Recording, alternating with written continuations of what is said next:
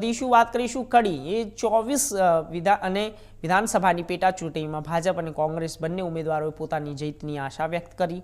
કડી વિધાનસભાની પેટા ચૂંટણીમાં મતદાન 57.90% ચુસ્ત પોલીસ બંદોબસ્ત સાથે વચ્ચે કડીની પેટા ચૂંટણી સંપન્ન થઈ અને કુંડાળ પ્રાથમિક શાળામાં કોંગ્રેસ અને ભાજપના બંને ઉમેદવારો મતદાનના સમય બાદ ગળે ભેટ્યા।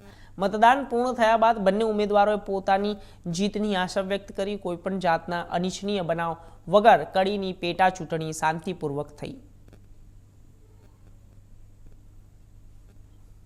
आज मतदान योजायु, सवारथी ज दौड़धाम चालू थई गई। सवारे वेला पेटीओ पेक करवानी ने बधुं एटले 5 वागे उठीने बधा लोकोने बूथ पर रवाना करवा पड़े। બધું થઈ ગયું, બધી વ્યવસ્થા થઈ ગઈ, સારું ચાલ્યું। આજે મતદાન પણ બરાબર થયું, બહુ લાંબુ આપણે કંઈ કહેવું છે નહીં। મતદાન પણ લાંબુ થયું, મતદાન પણ સારું થયું અને મને લાગે છે કે હું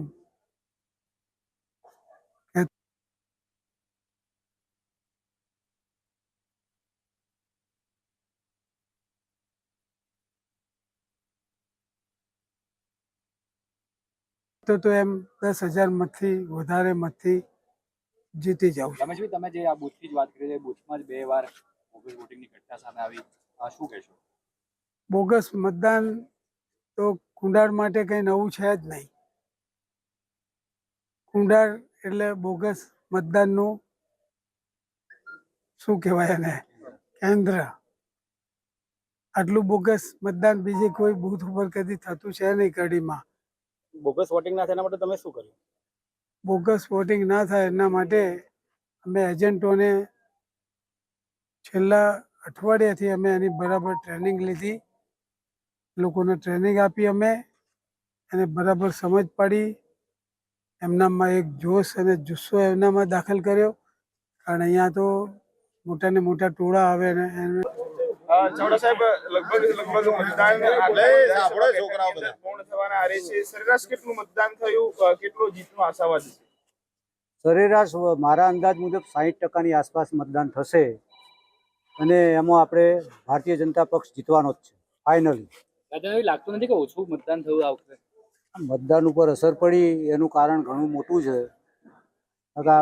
શું કારણ છે? આમ ખુલીને શું કારણ છે?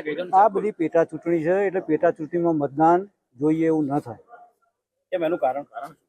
પેટા ચૂંટણી રાજેન્દ્રભાઈ, કોંગ્રેસ આક્ષેપ કરે છે કે ભારતીય જનતા પાર્ટીએ હુમલો કર્યો અમારી ઉપર અને મતદાન અહીંયા સ્ટોપ કરી દીધું, એની અસર અમારા કોંગ્રેસ પક્ષ પર પડશે અને ભારતીય જનતા પાર્ટી પર પણ પડશે। કેટલી તથ્યતા છે આમાં? બધા આ હુમલાનું કામ જ કોંગ્રેસ પક્ષે કર્યું છે સવારથી। અને હું જે બૂથ ઉપર ગયો ત્યારે કોંગ્રેસ પક્ષના 50-60 માણસો આવી અને હુમલો જ કરતા હતા અને ભારતીય જનતા પક્ષના કાર્યકરો ઉપર જ હુમલો કર્યો છે। એ હુમલો કયા મેટરમાં થયો? હવે એ તો એમને ફક્ત આ મતદાન રોકાવવું એ જ એમનો મુખ્ય આદેશ હતો। રાજેન્દ્રભાઈ, આ બૂથમાં તમે માનો છો આ બૂથમાં બોગસ વોટિંગ થયું છે એને લઈને પણ ક્યારેક ઝઘડાઓ થયા? કોઈ બોગસ વોટિંગ ક્યાંય થયું નથી, પણ એમને એક જ આઈડિયા હતો કે ચૂંટણી કેમ બંધ રહે, કારણ કે એમને ખ્યાલ આવી ગયો છે કે હું હારું છું। છેલ્લા કલાકમાં જેવો ઘસારો છે તેવો મળ્યો નથી અહીંયા કડીએ। ભારતીય જનતા પાર્ટી પર અસર આવશે? ભારતીય જનતા પક્ષ ઉપર કોઈ અસર આવવાની જ નથી।